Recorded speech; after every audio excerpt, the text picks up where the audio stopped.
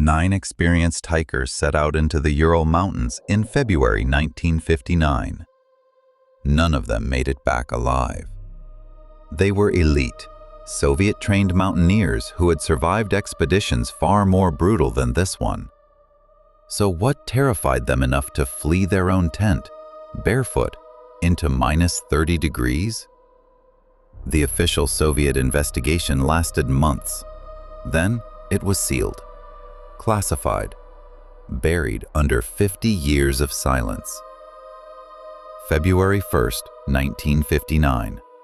The group set up camp on the open slope of Kholat Syakhl, a name that translates in the local Mansi language to Dead Mountain. Sometime that night, something made them slash open the tent from the inside.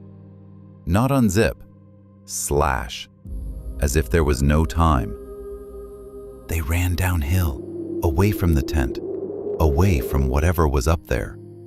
In socks, in underwear, in the dark. The first bodies were found huddled near a cedar tree at the forest edge. The branches above were broken. They had climbed the tree. What were they looking back at? Their hands were burned. There was no fire nearby large enough to cause it. The tree above them was scorched. 3 others were found deeper in the forest.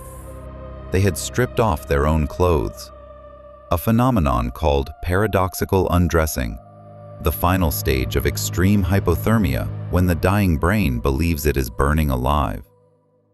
But then came the final 4, found in a ravine. And this is where the official story falls completely apart. Their skulls were crushed. Their chests were caved in. The force required matched a car crash at full speed. Yet there were no external wounds, no bruises, no lacerations, just obliterated bones beneath unbroken skin.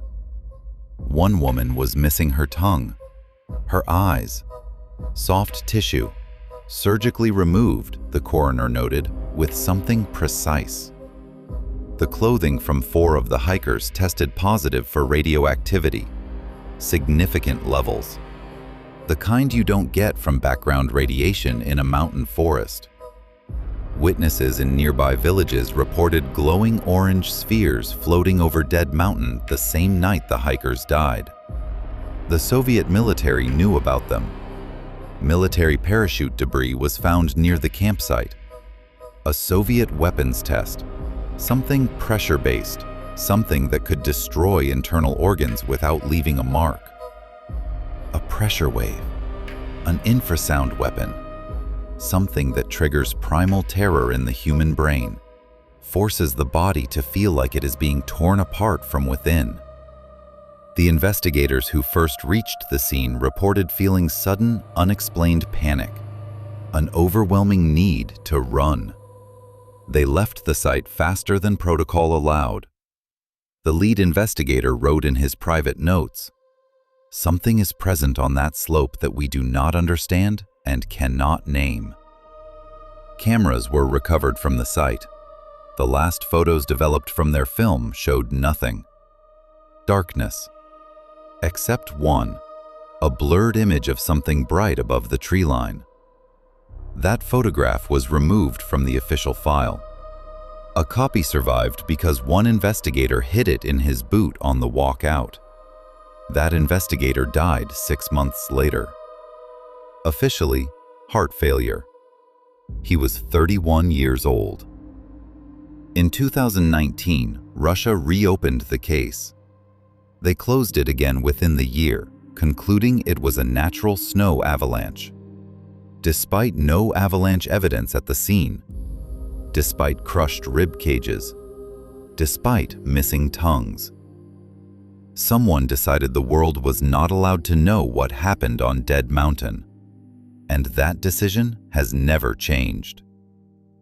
Whatever made 9 elite hikers tear through their own tent and run barefoot to their deaths, it is still out there. The mountain has not changed. The silence has not broken. 9 hikers, 1 night, no survivors, and a government that would rather you believe in avalanches than face what actually haunts that mountain.